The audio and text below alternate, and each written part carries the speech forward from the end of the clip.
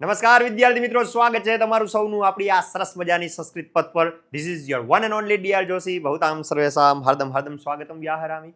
તમને બધાને એક તકલીફ થઈ છે કે સાહેબ વ્યાકરણ વસૂલ કરી લીધા, બધું આપણે ભેગું કરી લીધું, પણ એક સસુરું આ કથાક્રમ છે ને ક્યારેક એવું કરી નાખે ને કે ચારે માર્ક અમારા હાથ કરીને ખાઈ જાય છે. તો આ 4 માર્ક તમારા ખવાઈ ન જાય, કથાક્રમમાં ભૂલ ન થાય, એટલા માટે કથાક્રમમાં જે આઈએમપી છે ને ક્યાં પૂછાય ખબર ને? વિભાગ ઈ નો પહેલો પ્રશ્ન હોય છે. છેલ્લા વિભાગમાં પહેલો પ્રશ્ન આવે છે કથાક્રમ. 4 વાક્ય આપ્યો હોય ને, 4 વાક્યને ક્રમમાં ગોઠવવાનો હોય, સ્ટોરી પ્રમાણે, પાઠ પ્રમાણે, કે ભાઈ પાઠ પ્રમાણે આમાંથી પહેલું વાક્ય કયું છે, આ કે આ, તો એ વાક્યને આપણે ક્રમથી ગોઠવવાનું થાય છે ને, એમાં તમારી ભૂલ ન પડે એટલા માટે આ કથાક્રમ લઈને આવ્યો છું. ઓકે, તો જોઈએ છીએ આપણે કથાક્રમ કે શું તમને. તો તમારી સામે પહેલા આ છે વાક્ય. જો આ બધા વાક્યો છે એના અર્થ તમને આવડે તો વાંધો આવે નહીં. તો ખાલી એમ નહીં કે આને ગોખી નાખવાને ભાઈ 2 4 1 3, કેમ કે એવું પૂછાય એવું જરૂર નથી. આમાંથી 2 3 વાક્ય હોય, બીજા 2 3 વાક્ય બીજામાંથી હોય, એવું બની શકે. તો તમને જેટલા કથાક્રમ આપું એ ખાસ કરી નાખજો. એના અર્થ આવડતા હશે ને તો તમને તકલીફ પડશે નહીં. તો તમારી સામેનું પહેલા 4 વાક્ય છે આ. પાઠ નંબર 11 છે ને કથાક્રમ માટે બહુ આઈએમપી છે. તમને ખબર છે છોકરાઓ કયો પાઠ? પાઠ નંબર 11. 11મો પાઠ મોસ્ટ આઈએમપી છે મારા વાલાઓ.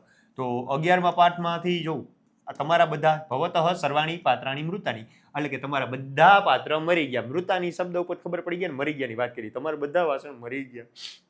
એતાની પાત્રાણી મમ ન સંતિ, આ પાત્ર મારા નથી. એવમ કથમ ભવેત, એવું કઈ રીતે થાય? અને યાની પાત્રાણી ભવતા દત્તાની તાની મમ ગૃહે પ્રસૂતાની, જે વાસણ તમે મને આપ્યા હતા એને આ પાત્રને મારા ઘરે જન્મ આપ્યો. તો તમને સ્ટોરી ખબર છે કે ભાઈ વિતદાસ ને કૂટનાથની વાત આવે છે. વિતદાસના ઘરે જઈને કૂટનાથ વાસણ માગે છે, લઈ આવે છે અને પાછા દેવા જાય છે.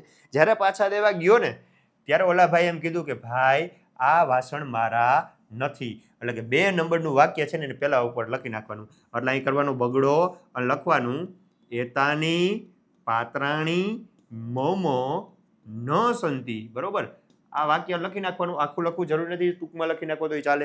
એના પછી કયું આવે?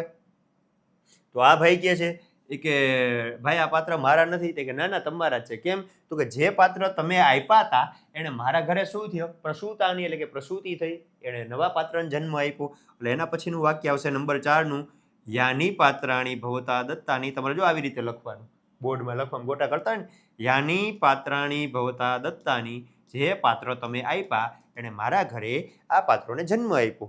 એના પછી ત્રીજા નંબરે કયું વાક્ય આવશે? તો કે 2 વૈધા 1 અને 3. 1 તમારા બધા વાસણ મરી ગયા, અને ત્રીજું એવું કઈ રીતે બને? તો પેલા ઓલા ભાઈ કીધું કે હું કહું ભાઈ તમારા બધા વાસણ મરી ગયા. એટલે તમારો જવાબ થશે ભવતઃ સર્વાણી પાત્રાણી મૃતાની.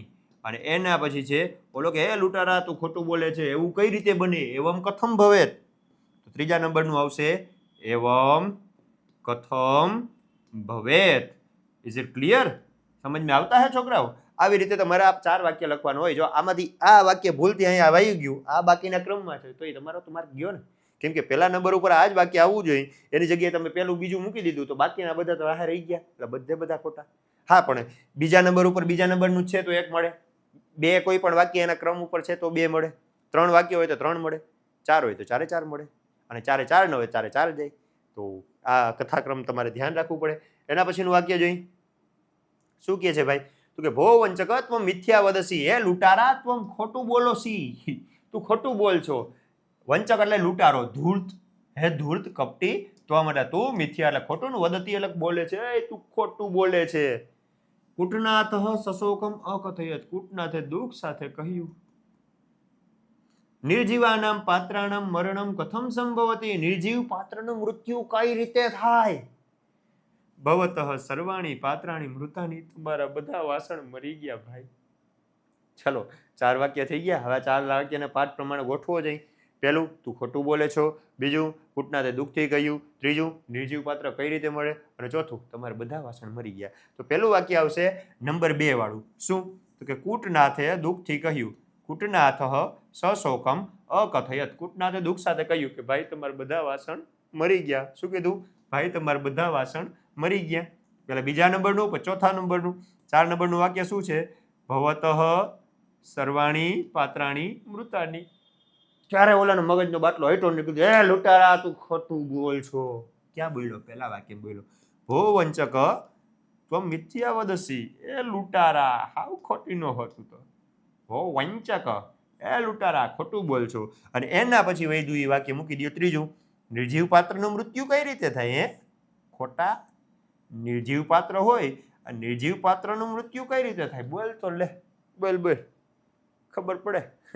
તો આવી રીતે 4 વાક્ય ગોઠવવાના. આ એમપી છે આ બધા આટલા તમે કરી નાખશો બોર્ડમાં, આનાથી બહાર જવાની સંભાવના બહુ ઓછી છે, તો કરી નાખજો હો ને.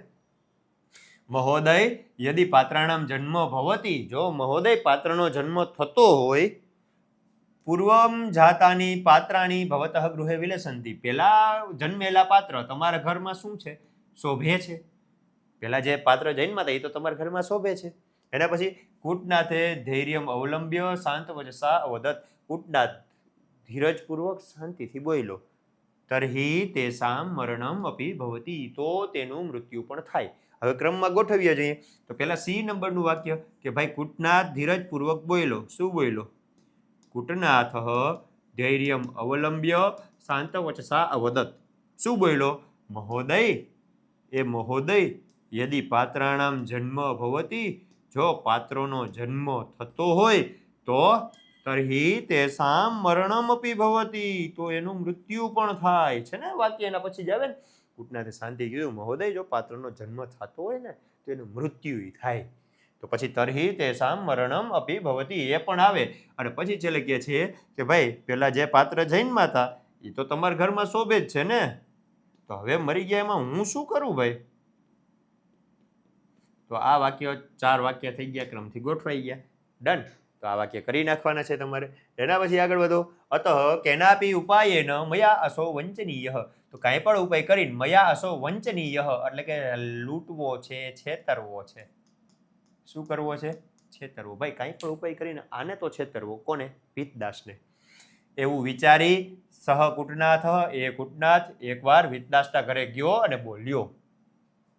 પછી વિતદાસ નામનો અસ્તિ એટલે કે હતો, પ્રભુત લોભ ખૂબ લોભી, સમૃદ્ધ એટલે કે સમૃદ્ધ, કશ્ચિત વણિક જન કોઈ વેપારી માણસ.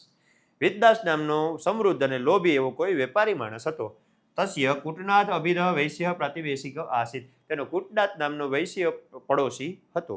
તો હવે તમને ખબર પડવી જોઈએ, પેલું વાક્ય આવશે સી કે ભાઈ કૂટના અસ્તિ વિતદાસો નામ, વિતદાસ નામનો એક ધનવાન માણસ હતો, પછી એનો પડોશી હતો જેનું નામ હતું વિતદાસ. એકવાર વિતદાસે વિચાર્યું. શું વિચાર્યું? શું વિચાર્યું? તો કે ભાઈ મારે આને કાંઈ પણ કરીને લૂંટવો છે. અતઃ કેનાપી ઉપાયેન મયા સો વંચનીય, તો મારે લૂંટવો છે. અને પછી આવશે એવું વિચારી અને ભાઈએ શું કર્યું? તો કે કૂટનાથના ઘરે ગયો. એવમ વિચાર્ય, આવું વિચારી અને કૂટનાથના ઘરે ગયો. ઘરે જઈ અને પછી એને કહ્યું. શું કહ્યું એ પછીની વાત છે. ડન.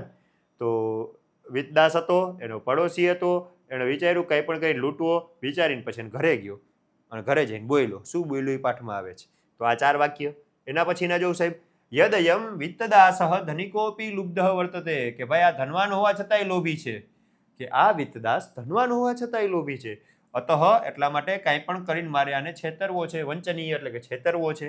એકદા કૂટનાથેન ચિંતિતમ, એકવાર કૂટનાથે વિચાર્યું. તેનો કૂટનાથ નામનો પડોશી હતો. તો પેલું વાક્ય આવશે નંબર 4 વાળું કે ભાઈ તેનો તસ્ય કૂટનાથ એટલે કે કૂટનાથ નામનો પાડોશી હતો. પછી એકવાર કૂટનાથે વિચાર્યું. શું વિચાર્યું ભાઈ? કે આ છે એ ધનવાન હોવા છતાંય લોભી છે, તો મારે આને છેતરવો છે. તો મતલબ કે પેલું વાક્ય અને પછી બીજું વાક્ય યદયમ, પછી જે આવતું હોય અને અતઃ. બરોબર, આ 4 વાક્યનો ક્રમ થઈ ગયો. કે ભાઈ એકવાર કૂટનાથે વિચાર્યું, નહીં તેનો પડોશી કૂટનાથ હતો. કૂટનાથે વિચાર્યું કે ભાઈ આ ધનવાન હોવા છતાંય લોભી છે, મારે આને લૂંટવો છે. ડન, પૂરું, ક્લિયર થઈ ગયું. એના પછી જો ભો વયસ્ય એતાની પાત્રાણી મમ ન સંતિ. વયસ્ય એટલે થઈ મિત્ર, ભો એટલે કે હે મિત્ર, આ પાત્ર મારા નથી. લઘુનામ નૂતનાનામ પાત્રાનામ દર્શનેન વિસ્મિત, નાના અને નવા પાત્રના દર્શનથી આશ્ચર્યમાં પડેલા વિતદાસે કૂટનાથને પૂછ્યું કે કહ્યું કે ભાઈ આ પાત્ર મારા નથી. તે પાત્રોની સાથે કૂટનાથે નાના નાના નવા વાસણ પણ તત્ર સ્થાપિતવાન એટલે કે ત્યાં રાખ્યા. તે વાસણ જે લઈ ગયો તો એની સાથે બીજા નવા નાના વાસણ પણ ત્યાં રાખ્યા. પડોશી ધર્મના નાતે વિતદાસે કૂટનાથને પાત્ર આપ્યા. તો તો હવે પહેલી વાત એ આવશે પડોશી ધર્મના નાતે પાત્ર આપ્યા હતા, બરોબર. પડોશી ધર્મના નાતે પાત્ર આપ્યા હતા, પ્રાતિવેશિક ધર્મે એને પાત્ર આપ્યા, પાત્ર લઈ ગયો, પાછા રિટર્ન કરવા આવ્યો ત્યારે શું કર્યું તો કે જે પાત્રો હતા ને એ પાત્રોની સાથે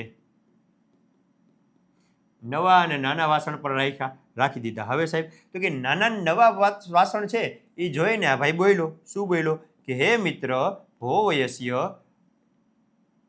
સોરી પેલા આવે ને બીજા નંબરનું શું આવે જીકે જાઓ તમે, જો આવી ભૂલ તમારે થઈ. બીજા નંબરનું વાક્ય આવે શું કે ભાઈ લઘુ અને નવા વાસણને જોઈ અને ભાઈ વિતદાસ આશ્ચર્યમાં પડી ગયો અને બોલ્યો, શું બોલ્યો પહેલા નંબરનું વાક્ય કે ભોવયસ્ય, હે મિત્ર આ વાસણ મારા નથી. ડન. તો આમાં ધ્યાન રાખવું, આવું ગોટે ચડાવશે. પડોશી ધર્મના નાતે પાત્ર આપ્યા, તે પાત્રોની સાથે નવા વાસણ ઓલા ભાઈ રાખ્યા. હવે એ નવા વાસણ જોઈને આશ્ચર્ય પડેલા વિતદાસે કીધું શું કે મિત્ર આ વાસણ મારા નથી. આવડી જાય સાહેબ. એના પછીનું જોઉં 15મો પાઠ છે. પ્રાપ્ત ભૂલોક સહ મહાંતમ જયઘોષમ શ્રુતવાન. પૃથ્વી ઉપર પહોંચેલા તેણે મોટો જય જયકાર સાંભળ્યો. કોણે? અર્જુને. અર્જુનો અપી જાત હર્ષતૈ સહ સંલગ્ન અભવત. અર્જુન પણ આનંદ સાથે તેની સાથે જોડાઈ ગયો. એકવાર સ્વર્ગમાં રહેલા અર્જુનને પૃથ્વી દ્રષ્ટુકામ, પૃથ્વી જોવાની ઈચ્છા થતા ભૂલોકમ આગચ્છત, ભૂલોક ઉપર આવ્યો. એના પછી સહ જયઘોષકારકમ જનસમૂહસ્ય સમીપમ ગચ્છતિ. તે જય જયકાર કરનારા લોકોના સમૂહની પાસે ગયો. તો સૌથી પહેલા તેની ઈચ્છા થઈ ક્યાં આવવાની? પૃથ્વી ઉપર. એટલે કે 3 નંબરનું વાક્ય પહેલા એકદા સ્વર્ગસ્થિત અર્જુન પૃથ્વી દ્રષ્ટુકામ ભૂલોકમ આગચ્છત. આવીને એને શું સાંભળ્યું? જય જયકાર સાંભળ્યો. એટલે પહેલા નંબરનું વાક્ય પ્રાપ્ત ભૂલોક, ભાઈ પૃથ્વી ઉપર પહોંચેલા તેણે જય જયકાર સાંભળ્યો. તો હવે એની પાસે જ જાય ને, તો નંબર 4 વાળું વાક્ય આવશે કે ભાઈ એ જયઘોષ કરનારા જનસમૂહની પાસે ગયો. અને એના પછી નંબર આવશે 2. શું આવશે? અર્જુનને હવે તે લોકોએ બોલાવ્યો ને અર્જુન એની સાથે આનંદપૂર્વક જોડાઈ ગયો. સમજાણું? અર્જુનોપી જાત હર્ષ તૈ સહ સંલગ્ન અભવત. તો આ 4 વાક્યના નામ ક્રમથી ગોઠવણ થાય. અક્ષર મારા બહુ ખરાબ છે, તમે એટલા ખરાબ ન કરતા હો. હા, આગળ વધીએ છીએ. કિમ અયમ અધુના પ્રવર્તિત માનવસ્ય જય અસ્તિ પરાજયો વા. શું અત્યારે જે થયો છે એ માણસની જીત છે કે પરાજય છે? એ જ પાઠ છે 15મો પાઠ કે અત્યારે જે આ પ્રવર્તો છે, અત્યારે જે થયો છે માણસની જીત છે કે હાર છે? પરંતુ જલ, ભૂમિ, વાયુ, આકાશ વગેરે પંચ તત્વો પહેલાની જેમ શુદ્ધ હતા અને જીવો માટે તે પહેલાની જેમ જ ઉપયોગી હતા. તે અત્યારે હું જોઉં છું એ ખરેખર વિચારવા લાયક છે. પેલું કયું વાક્ય આવશે ભાઈ? તો પેલું વાક્ય આવશે પરંતુ જલવામાં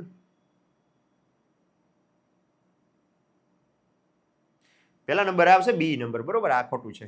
પેલું આવશે બી. શું? પરંતુ પહેલા આવશે બી. પરંતુ જલ, ભૂમિ, વાયુ, આકાશ આદય પંચમહાભૂતા તથૈવ શુદ્ધા આસન. અને પછી આવશે સી. તે જીવાનામ કૃતે યથાપૂર્વમ ઉપયોગી ન એ વાસન. એના પછી શું આવશે? એના પછી આવશે સાહેબ ડી.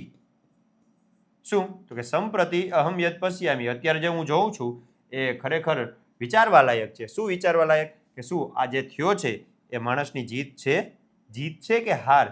કિમય મધુના. બરોબર.